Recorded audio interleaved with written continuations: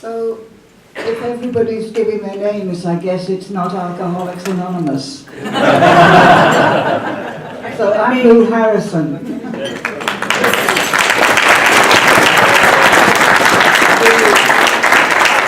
And I'm Marty Scott. Thank you.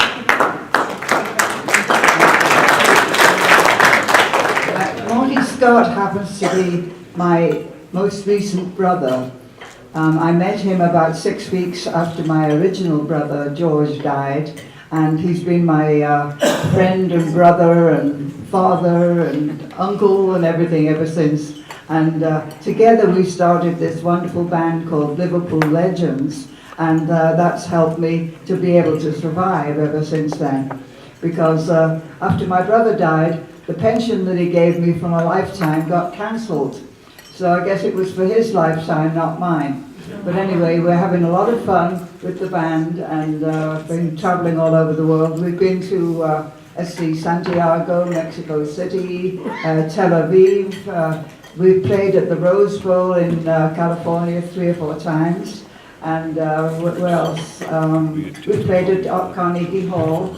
And so at the end of this month, we're going to Mexico. Hopefully we'll get to play Springfield one of these days. The thing about Springfield is it's close enough to come down and see us at Branson. Yeah. Because we'll be, are we still going to be at the Caravel Theatre this year? Okay, we've been at the Caravel Theatre for a couple of years during the time we've been here. We've been in this area now for, what is it, just 10 or 11 years? Yeah. Yeah. I don't know, I lose time. Well, I'm 85 now, so I don't keep track of things like how many years it's been that I've been in one particular place. So, you know, it's one of those things. Anyway, I think Ted back there has a roving microphone, and rather than me sitting here and talking about gosh knows what, we'd like to get you to all ask questions, and that way we'll be talking about what you want to talk about, okay? Will that suit you? Okay. So Ted's going to have a microphone and go around, and then you can all yell your questions to me. Hi, my name is Ted Hutchins. Joe, sit around. Ted. Here, like close, and I'd attack you if you didn't have a casket on your foot. I can't help it.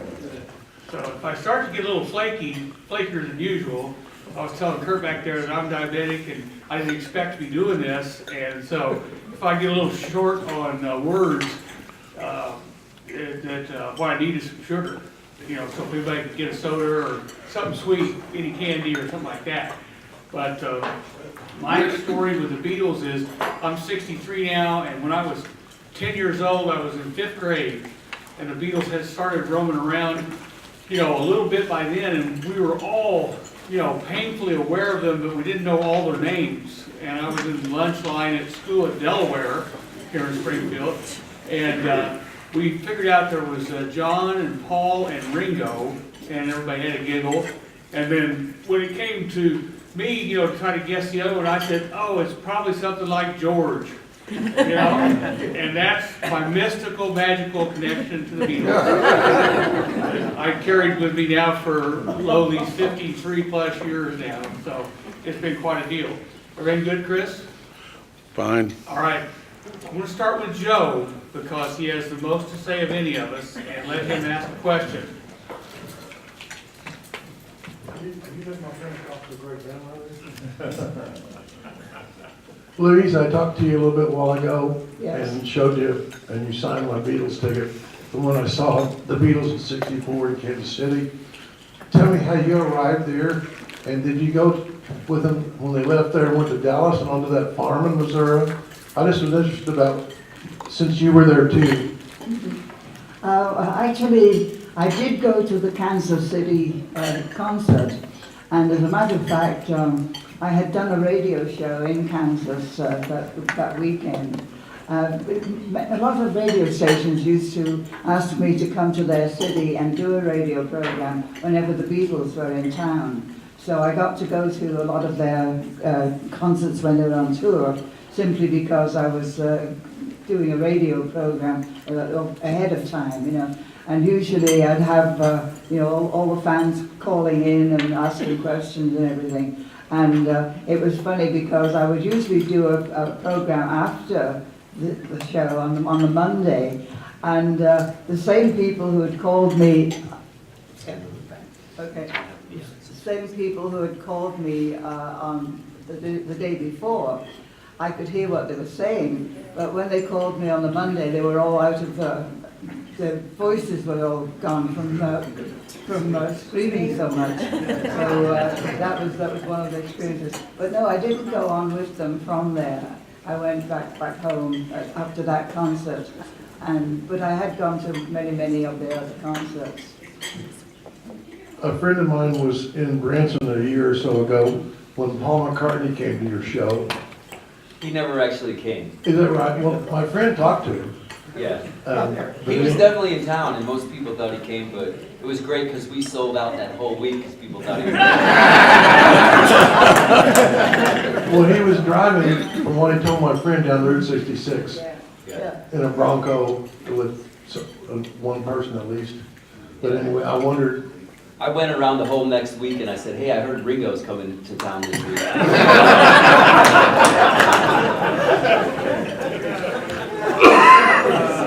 You know, when Ted was telling the story about having this cosmic connection because he figured it was George, it was the same kind of funny thing happened when he was born. Dad went to the registrar's office in town, you know, and registered the birth.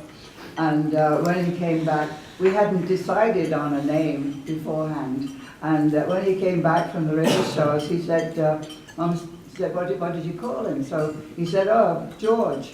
So Mum said, why did you call him George? He said, well, if it's good enough for the king, it should be good enough for him. He was the king during the first British invasion of the States.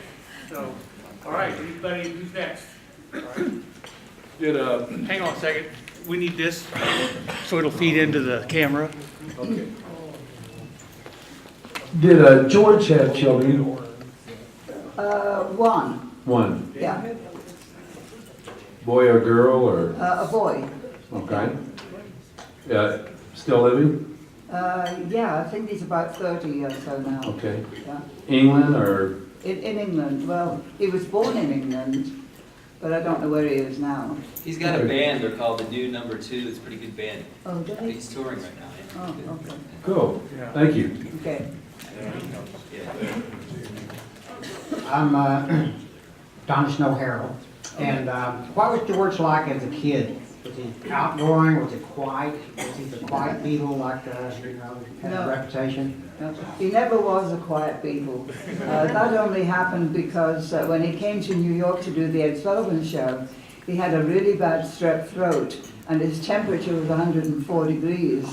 And the doctor at the Plaza Hotel, Dr. Gordon, examined him and gave him medication. I mean, actually, he wanted to send him to hospital because he was so ill. But Brian Epstein almost had a heart attack and he said, no, we can't send him to the hospital. So they moved me into the room with him and gave me a whole list of different medications that I had to give to him, you know, every couple of hours. And the doctor told him to be quiet, you know, to save his voice. So at all of the different press conferences, he didn't say much. And so that's why they christened him the quiet one. But he's not quiet at all. I have a grandson who's very, very much like him. In fact, I started taking him to the Beatle conventions with me in New York. He's now 26 and looks a lot like George. And in fact, the people at the Beatle conventions, they all get so tickled because they say, it's just like having George young and alive again. So, you know, and I say to them, well, you know, now that you know Tori, you know what George was like because he's not at all quiet, quite loud as a matter of fact, you know, quite vivacious and, you know, keeping on going all the time. And I said, if you have a chance to talk with him for a little while, you'll know what George was like. That's about the nearest you can get to having a meeting with George. It's interesting because at the Ed Sullivan Show, like if you look at some of the photos, the show almost didn't happen because he was that sick. And if you look at some of the photos around then and you see the rehearsals, there's like a different guy standing in, you know, so you've got all the other three Beatles and some guy that you don't recognize, and that's because George wasn't there. He was in bed, you know, in his hotel room. I have a question. I was just wondering how close you were as when he was a youngster and when he started performing. Were you maybe a part of the touring that scene or anything like that? No.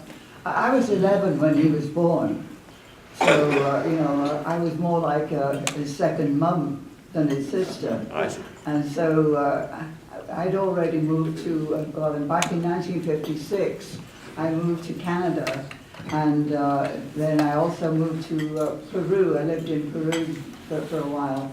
And then in 1963, my husband was a mechanical engineer, and very much in demand all over the world. That's why we moved so much.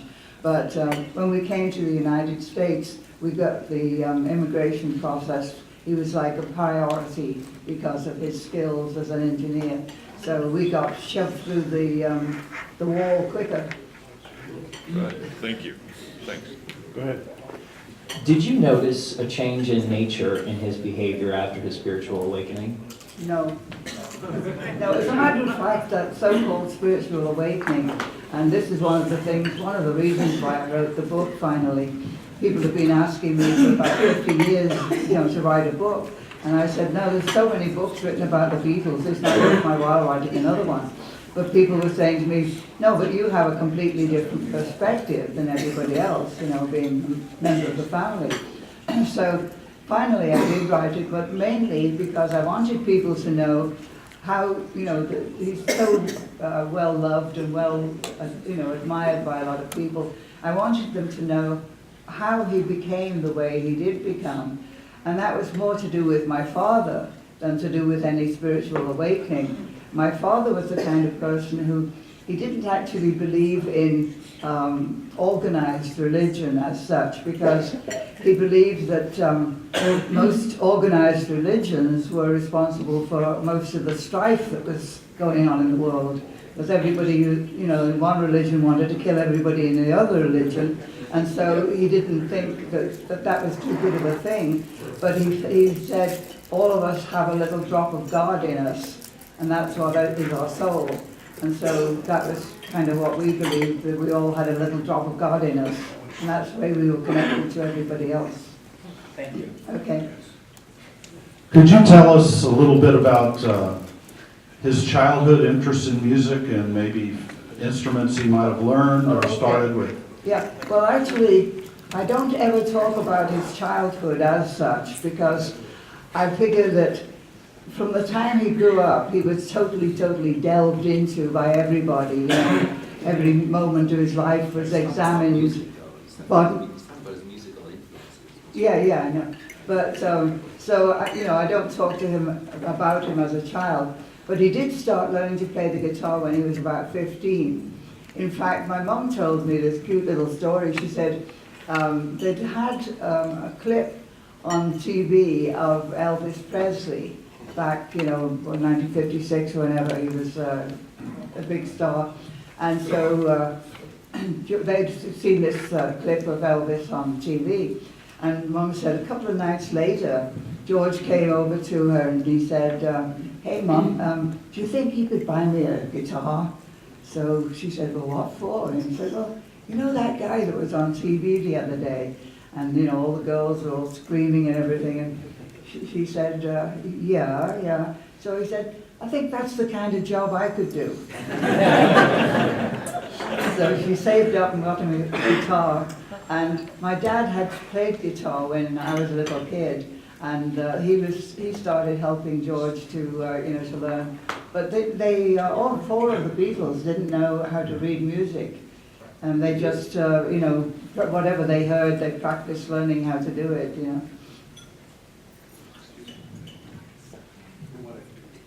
Yeah, okay. Lou. Yes, sir. Over here on display is a hand-typed letter.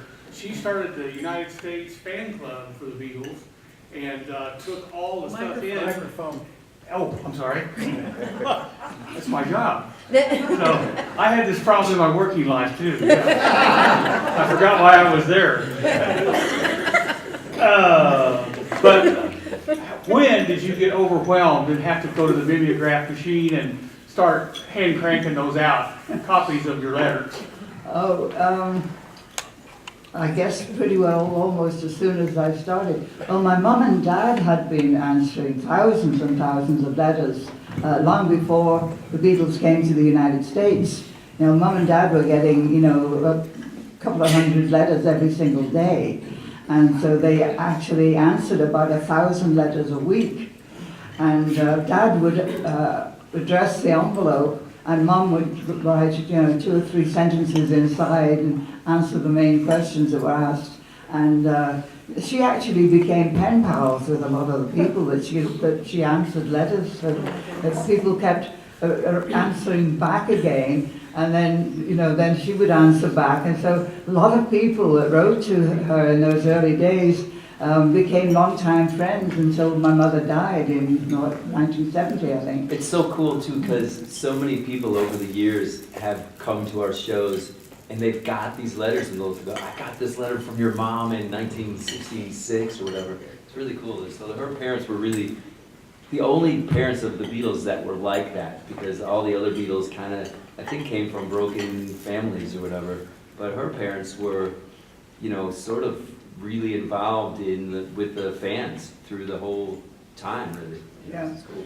Actually, I have with me, I think, about 4 or 5 of CDs that I made of these letters. And well, at the same time that Mum and Dad were answering all this fan mail, they were also, she was also writing to me because I was living in this country, of course. And so all the time she's writing to me. Her letters are sort of everyday letters about wallpapering the hallway and going to dinner with somebody or going to the movies or whatever, you know, just normal everyday stories. And then in between it all then started, when the Beatles thing started, it was, oh, we went to see the Beatles last night, or, oh, we're going to go to the Royal Command performance tonight, you know. And so I recorded about 8 or 9 of her letters onto a CD, and I have about 4 of them here with me. But it gives a sort of a history in my mum's own words of how it was like. And she took it all very much in her stride, you know, she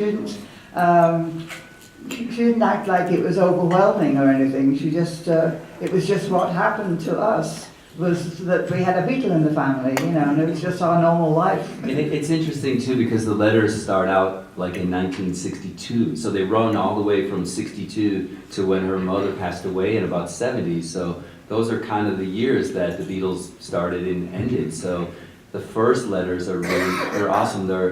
It'll just be random stuff like she was talking about, like Aunt Betty got new curtains, and then she'd go, George's band is in Germany right now, and I'm really worried about him because he usually sends me $2 a week, and I haven't heard from him for a few weeks. No, really. And then like a year, and they're all airmail letters, those old blue airmail letters. You guys remember those? So they're all on the same kind of paper for all those years. And then the next letter was 1963.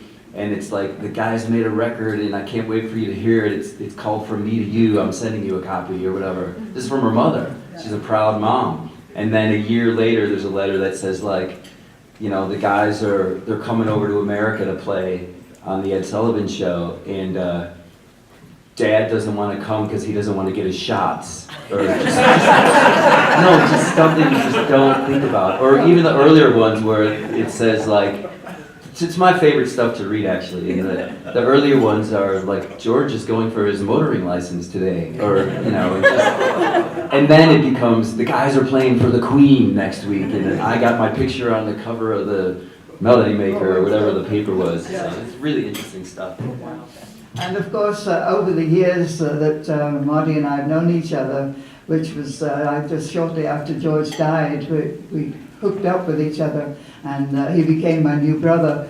And over those years, he's read all of the letters that I had kept from my mum. So he knows the whole story from way back, you know, 1962 follows a total history, and then it's like, 1967 or something, and it's like, George and Patty are in England, and, Ringo went home because he didn't like the food. It's really neat stuff, so, anyway, my favorite. Well, on the CD though, I've only got about 9 of these letters, so we don't have the whole story like that Marty has read. Okay, another question? I can see why the Beatles covered, I can see why the Beatles covered Please Mr. Postman. Yes. In terms of your, speaking of your mom and dad, did you grow up in a musical family? Was there music playing on the radio all Yes. the time? And so Yeah. you had influence? Yeah. Did George ever raid your record stash by chance? No, I never had a record stash. Oh, No. Well, They you didn't see, even have butter back then, they had nothing. well, with the war. Well, you see, I was 8 when the war broke out. I was born in 1931. So we even had one of my uncles, one of my mother's brothers, built a radio, with all valves and tubes and batteries and all kinds of things. It was a homemade radio that we had on. And in fact, it was funny because every once in a while it would just stop. And so Mum would throw something at it and make it start again. So it was very, very primitive, But we did always listen to the radio, the BBC, of course. And mostly there were so many comedy shows. And this was, long before they had Monty Python. But, this is what we grew up with, the humor. And and George Formby. And so, as kids, one of the things we learned in Liverpool too, in particular, was that you have to learn how to make fun of yourself, because if you don't, everybody else is going to make fun of you anyway, And the thing too in Liverpool was if somebody was a really good friend of yours, you could really insult them, But if it was a stranger, then you were always very, very polite to strangers.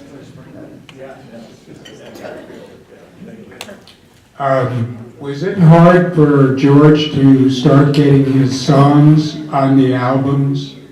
Did he have to lobby to get his songs recorded? Yeah, there again, that's another bunch of, hooey that people make up, because he wasn't on any of the earlier records, because he wasn't writing music. That's why they weren't there, It wasn't until he'd been with the Beatles for a few years and he'd heard John and Paul writing music that he finally got enough courage to have a go himself, But it wasn't a question of him being kept off the records, it was just that he didn't have anything to put on them. And plus, he was younger a little bit, and Yes. so the first few albums especially, he was kind of just learning how to write a bit, and so and it's pretty hard to compete with John Lennon and Paul McCartney as songwriting goes. But by the end of like Abbey Road, George had the 2 best songs on the record, So Something and Here Comes the Sun, I think best 2 songs on Abbey Road, right? So, but and then that's why when they broke up, he put out a triple album, which he had so many songs piled up because by that time he was really writing great songs. So it just took him a while to catch up. Yeah. Okay. And that's the biggest album ever sold by a Beatle after they broke up, right? Yeah. So let's hear it for George. Let's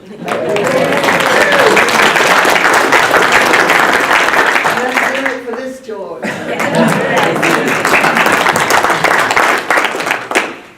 Hi, I had a question for Marty, actually. Yeah. How do you approach your transformation, and what was most difficult in becoming George? Because I've seen you perform, and you do a great job, and I just wondered what your process was with that. Well, when I first started, it was a pretty long process because my main instrument was drums. So it was a pretty big transition. So basically when I started, I got everything I could find, every movie, every clip. There was no YouTube at the time, which makes it a little easier now because everything's accessible, but we would have to find every bootleg and every record. And when first was the music, so I had to literally try to study the albums, because we try to play everything note for note that's on the records. And there's no real books that tell you how to do that or anything, at least back then, so you'd have to try to pick out the parts and figure out what they are. And on all the early records, the early songs, you could see them playing on Ed Sullivan in some concerts. You can kind of figure out what they're doing. On the later stuff, it's hard because they never played those songs live. So it's a lot of just using your ear and trying to figure it out. And then I took every line from every movie that I could find, and I would just I was kind of high tech, so I would just record all George's lines from every movie and kind of learn how to talk. And I'd stand with a mirror and a television set and a microphone and try to figure out how he held his guitar and moved and stuff. And I don't think about too much of that stuff anymore because we've just been doing it for so long. But we still kind of go back, and you watch Hard Day's Night, I've probably seen it 5,000 times, and you always kind of pick up something else, you know, that you didn't see. So we're always kind of working at it, but I spent a couple of years really trying to study it and figure it out. And, you know, nobody's as good as the Beatles, and they're the Beatles, but we just try to get it as close as we can, that's all. Well, you know, there was an interesting situation one night. With the show that we do, we pre-recorded some stuff that I give a little narration of the whole Beatles story. It's put in between the different acts that we do. And at one point we had in it that everything you hear tonight is going to be live. It's going, you know, there's no voiceover. Which is true, yeah. And so this little bit of video was on. Anyway, halfway through the show, around about the intermission, I was out in the lobby this particular day, and this lady came rushing up to me, really angry, and she said, she came right up in my face like this, and she said, "You lied." And I said, I beg your pardon. She said, "You lied. I listen to Beatle music every single day, and you're playing Beatle records." And she rushed out of the theatre. I was just absolutely flabbergasted, and I told the lads afterwards what she said, and they said, "Well, you know, that's really quite a compliment, isn't it?" The lady was drunk, though. She didn't. No, she didn't.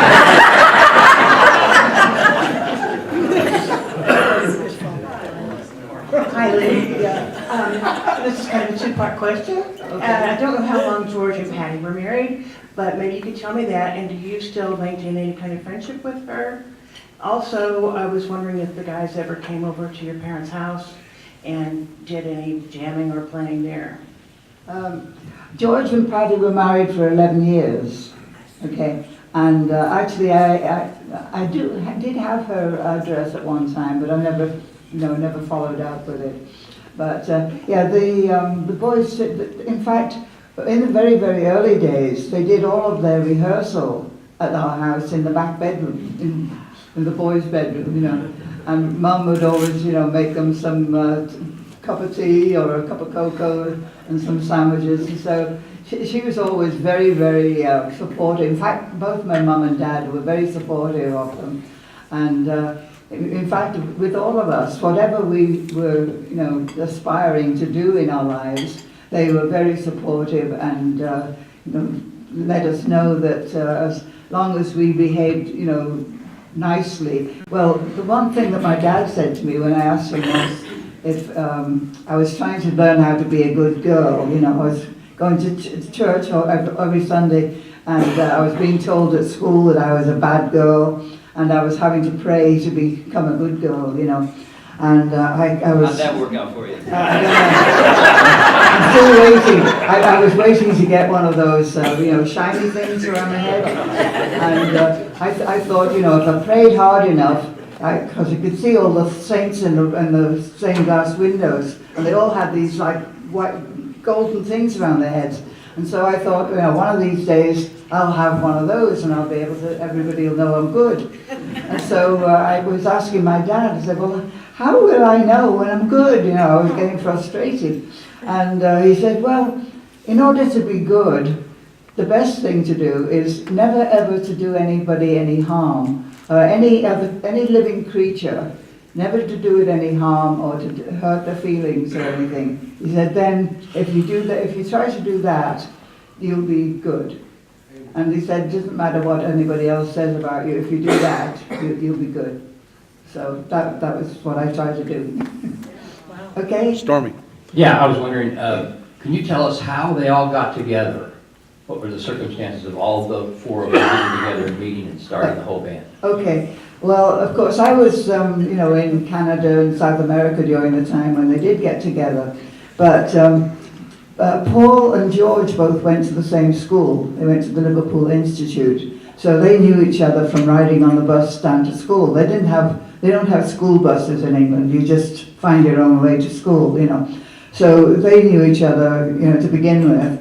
And when they were both starting to learn to play the guitar, they would talk to each other on the bus, And then one time, somebody actually took Paul to meet John. They had heard John was in a band, I think, called the Quarrymen or something. That was the school that he was going to.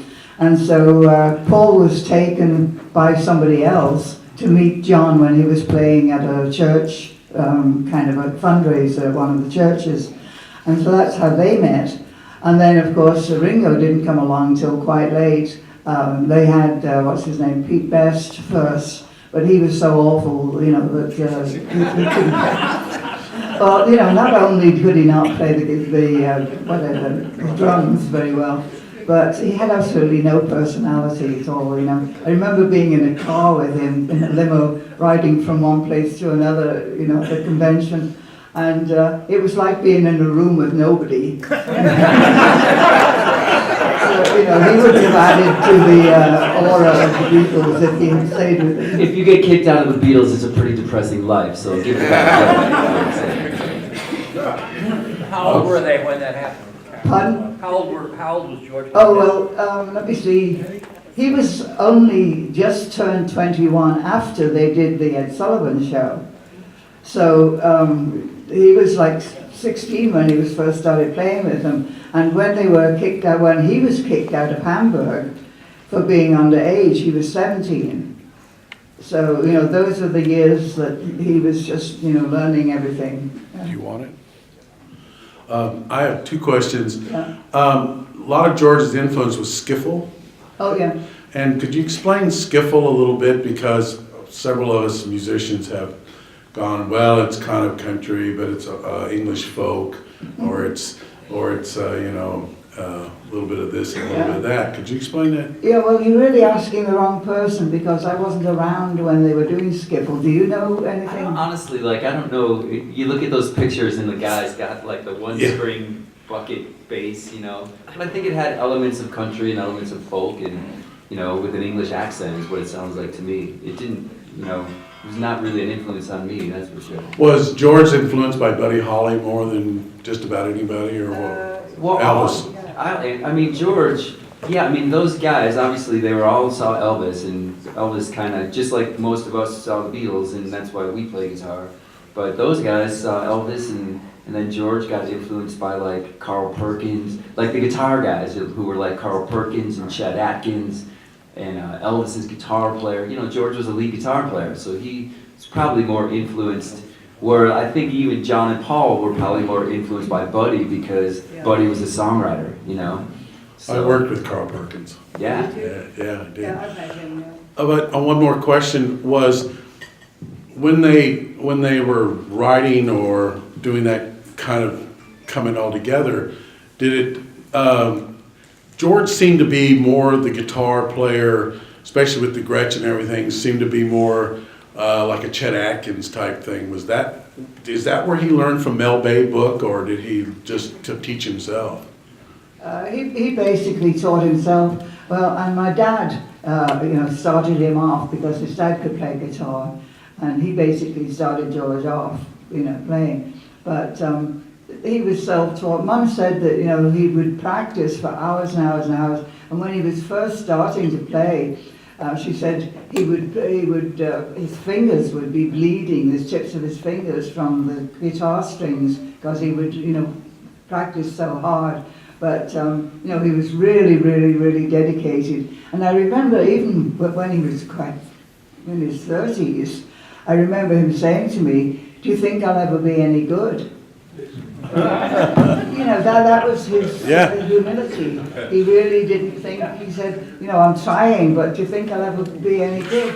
And I remember saying to him, well, you know, you have a unique sound because it's not, you may not be as good technically as some of these other people, but there's something that goes through the tips of your fingers into the guitar that's like a living thing, you know. It's Well, like, his riffs, the licks Yeah. that he would come up with were just, Yeah. There's a great interview, I think it's maybe from Anthology, where they're talking about when they were learning how to play. And I think, you know, they were just talking about in those days, they weren't really, so they weren't taking guitar lessons and stuff like that. They didn't do that, but so they would literally like, they would hop on a bus and go to 3 towns over because there's some guy over there that knew like a B7 chord that they didn't know. So it's pretty interesting. Like now you can just put on YouTube and learn it from some like 10-year-old kid in Japan or whatever. But back in those days it was hard. And George too, I mean, you know, there's a lot of musicians here, right? You know, George, it wasn't like that he played a million notes like Eddie Van Halen or anything like that, but George, he wrote parts, so he was kind of almost the first guy to write guitar solos that you could actually sing, because before him there was people playing like Chuck Berry and stuff that were great guitar players, but George was kind of like writing his own little songs sometimes within his solos, and that's what made him great, was not only what he played, but kind of what he didn't play too, because he was sort of like very tasteful at what he did. So yeah, and then he's the best slide player ever, I think too. Yeah. Of those songs, which would be a couple of your favorites? Yeah. Let me add this to this. When he came to visit me in Illinois back in '63, he met up with the guys that were in a band called the Four Vests. And he actually played with them at their concert that they were playing with, what was it, the VFW club. Yeah, that's where he played. Anyway, these guys were trying to teach him, because, you know, he didn't know any chords or anything. They only just knew one chord when they first started playing music together. Anyway, then we saw, he went home in September, and these guys, you know, were sort of talking about how they'd met him and everything. And then when they came to do the Ed Sullivan show, they were really, you know, quite impressed that they knew him. Anyway, the next thing is the movie comes out, and he's playing this, was it A Hard Day's Night? And in The Hard Day's Night, there's one riff that's really, you know, quite, you know the one I mean. Oh yeah, the solo. Okay, the solo. How Sing it they, again. Anyway, they all went to see the movie, of course, and they said to me, "Wow, he's really got a lot, you know, really come along tremendously. Well, that riff that he plays is absolutely fantastic, you know." And so I told George, when I was on the phone talking to him, and I said, "Oh, the guys in the band, you know, the Four Vests were really impressed with you and on how well you've, you know, have come on in just those few months." And I told him that they really loved that riff that you did. And he burst out laughing and he said, "You know what?" He said, "I just played it at normal speed and George Martin speeded it up on the track with the record." He was honest enough not to take credit for something he couldn't do. Go ahead, Bill. I met you when you were moving into the Starlight Theater, and I was just moving out, having worked with the Platters before then, and we reminisced about George. My friend Larry and I had been in London recording at Air Studios with producer Norbert Putnam, and Norbert said that after the sessions, let's go up to Henley, this little village, and spend the weekend in the 16th century inn, and I have a friend that I'd like for you to meet. So we were in the inn. Norbert, meanwhile, was going back and forth from the telephone, and in walks George. And it turns out that Norbert had played on bass on George's first 2 or 3 albums, and they were great friends. And George was actually a fan of Norbert's, in that Norbert was the original bass player with Arthur Alexander back, I guess, in the 50s. and like the first white guy to work with an R&B group. And so we piled into George's Range Rover and went up to the Palace for the evening. Palace. Yeah. The hut. Yeah. And we walked in, and George said, "Norbert, look at the jukebox and tell me what you find." And George had all of Arthur Alexander's early 45s on there. What year was this? This was January '78. And George sat down at the piano at his 100-key Bosendorfer and played and sang a bunch of Arthur Alexander songs for us. And he was, I guess he was in his Pirate Dave mode at that time, if you know what that means, because he was just very talkative and very open and just warm. And he had me come out to the kitchen with him and find and rustle up stuff to eat. And he served everybody. And then took us up to the studio and played some, there was this new project he was involved in called The Ruggles. Oh, He yeah. had just done the demos, and he was all excited about that, and he played all the demos. And anyway, we spent, Larry and I spent, I guess from about 7 in the evening to 9 in the morning, because all the shops were open when we went back, when he took us back in the village. But what a nice guy, just the life of the party. Of course, it was just him and Larry and Norbert and his wife and Olivia at that time. Yeah. Great story.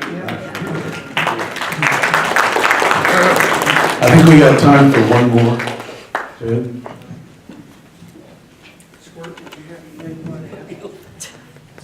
I did, but actually, it was about them coming together, and All right. that was answered, so. All right, I have a Liverpool question. You said you were 8 when the war broke out, and I know that the Nazis bombed the hell out of Liverpool because of the shipping concerns that were surrounding it. Yeah. And what was that like, and did you move to the countryside? What happened with your family? Oh, okay. Well, actually, the air raids were quite a lot of fun, really. Churchill was, always encouraged. He'd give talks on the radio and everything, and he kind of cheered us all up, And we got to the point that when the bombers would come over, we'd be able to tell the difference between the German aircraft and the British fighter planes, because they had a different sound to the engines, And so when we'd hear the bombers come over, we got to the point where we'd run out into the backyard and shake our fists at them and say, you're not scaring us, And we're quite, what's the word? I don't know, we just Arrogant. we weren't going to take it, we weren't going to take it lying down. So, and that was it. I got so, thought it was so weird when we had 9/11 that everybody got scared,